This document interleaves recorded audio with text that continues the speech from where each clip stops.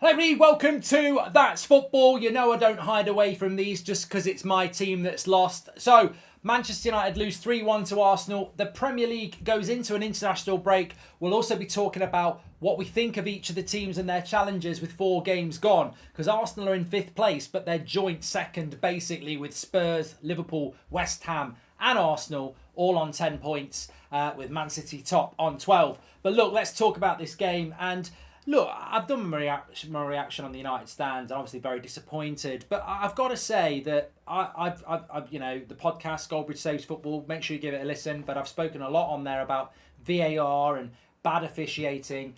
The problem is, you either wear your red tinted glasses and you say we were robbed, we were unlucky, this, that, and the other, or you actually try and be consistent in relation to what you've been saying for the last few weeks. And I look at it and I go, look, I think Arsenal were a bit lucky, but I think not in the sense that I'm going to disrespect Arsenal. They won the game because of the quality they had on the pitch at the end of the game compared to what Man United had. Manchester United's transfer window was not good. We spent a lot of money on Mason Mount. He's not fit, and ultimately he doesn't really suit the team. Amrabat was needed for that game. We left it to the end of the window, so he couldn't play in the game. We wanted Kim Min-jae, we wanted Todibo, we didn't get a centre-back, and we ended up with Maguire and Evans at centre-back. So no Amrabat in the team to replace Eriksen. No centre-back brought in when Lindelof, Martinez and Varane are injured. Not enough quality in the team. Those 3 players cost us the goals. Eriksen's not marking Odegaard, and the 2 centre-backs are at fault for both the goals. So the second and third goal. So it's a quality thing. Are Arsenal at the back playing with Kolasinac and Holding? No, they're not. They're not. They've got Saliba and Gabriel. And it's the quality thing.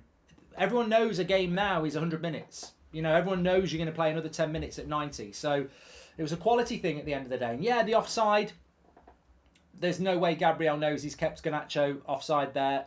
It's unlucky. And United could have won it. And that is fine margins. But across the course of the game, trust me, I've been in that position so many times. And I'm sure Arsenal fans and many other fans know.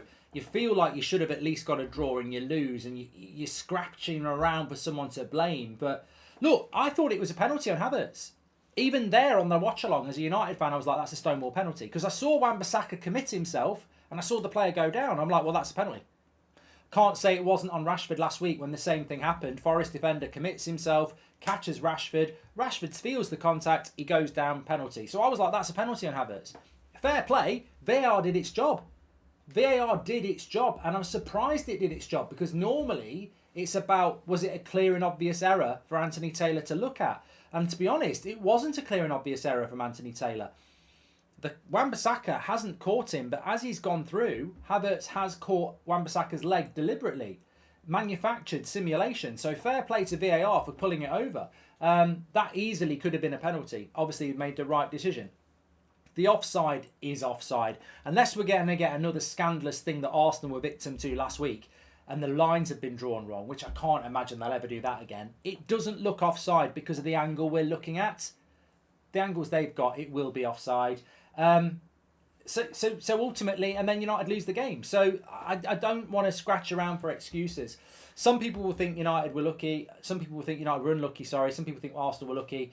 I just think across a game, this happened at last season as well. United scored first. Arsenal equalised quite quickly, and then they got a late winner. And the same thing's happened again. And are United a better team than last season? We've conceded 7 goals in 4 games. Are Arsenal a better team than last season? More importantly, I don't think they are. I don't think Arsenal look that good at the moment. But the big thing I would say about Arsenal is winning when you're not playing that well is massive when you know you can play really well. They've got 10 points from 12. They've won 3. They've drawn to Fulham. They're going to have to improve massively. I looked at Arsenal at the start of last season and I thought they were unstoppable. I think if the Queen hadn't died and they played Man City when they were meant to play them, I think they would have beat them and we might have had a different Premier League champion.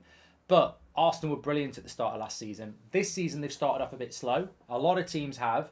I still look at Arsenal, and you look at Arsenal a lot more when your team's playing them. So I've watched the Arsenal Palace game. I've watched Arsenal play Forest.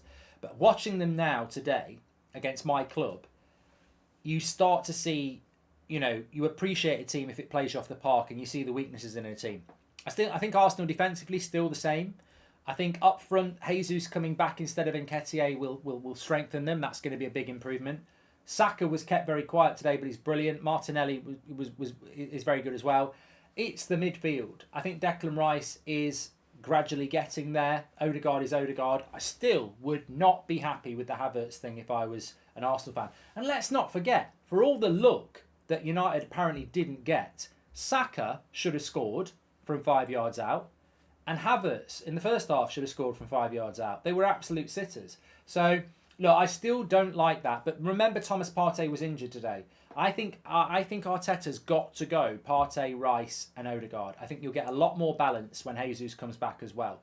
But you've got to be happy with 10 points from 12. I think Arsenal have got to be happy with that. And I wouldn't really, apart from the Havertz thing, I'd be, if I was an Arsenal fan in the international break, I'd be sat there going, I'm happy because we've got 10 points from 12 and we're not playing great, but we know we can. There's a lot of things we can improve. And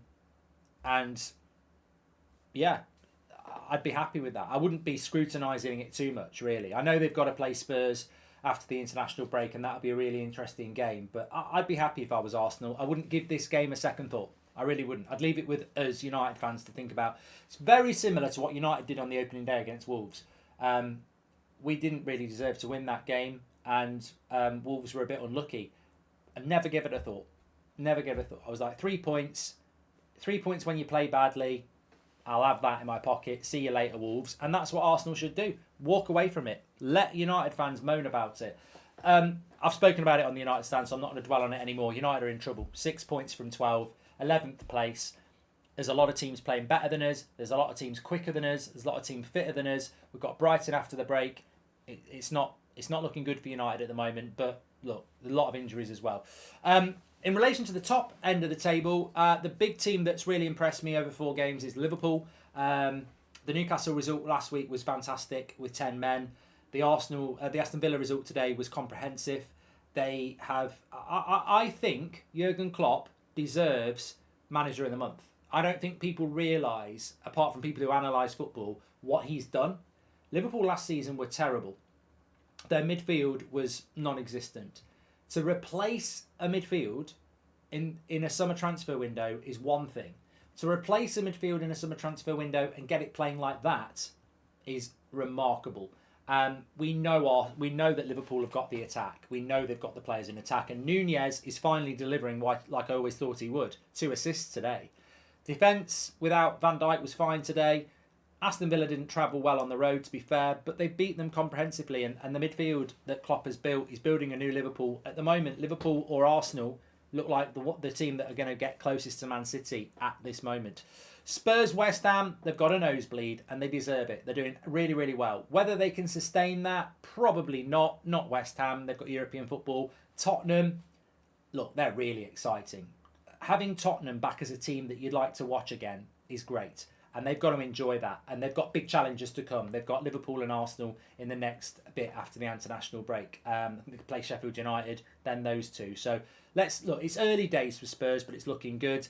Brighton are Brighton again. I mean, that's a big game. Brighton against Man United at Old Trafford straight after the international break.